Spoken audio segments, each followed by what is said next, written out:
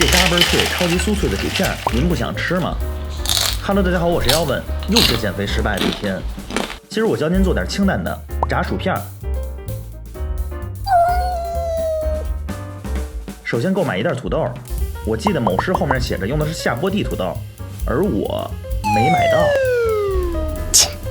洗净去皮，起刀切片。哎，等等，错了，最好用这种刨片器削片，确保薄厚均匀，这样炸出来的颜色统一。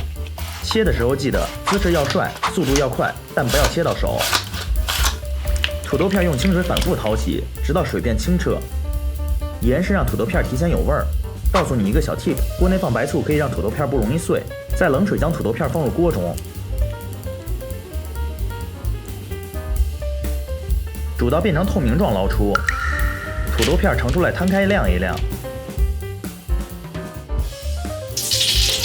锅内放一点点油，油温120度，把土豆片分批少量慢慢放入，不然油很容易扑出来。小火慢炸，看到土豆上面有很多泡泡，这是水分在作祟。看，泡泡消失，土豆片都浮起来，就差不多好了。抖一抖，听起来都是脆的，就可以捞出来控油。晾一会儿，薯片自然就会变得更脆。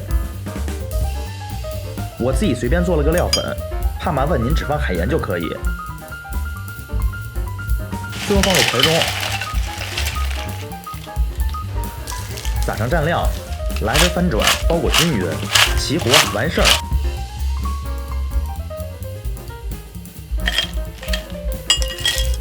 那么现在咱们的炸薯片就做好了。现在我来做一个对比，先尝一个咱们这个薯片，然后再尝一它这个。咱们自己在家制作这个薯片更厚，是它的2倍厚度，口感上更加的嘎嘣脆。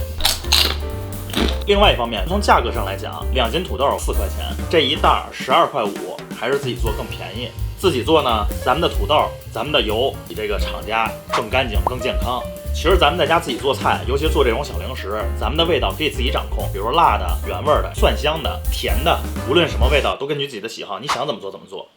所以喜欢我这款厚切薯片的小伙伴们，就可以跟着我的视频一起来制作了。做好了的朋友不要忘记回来给我留个言，喜欢的朋友不要忘记点赞加收藏，关注不迷路。我是Alvin，咱们下回再见。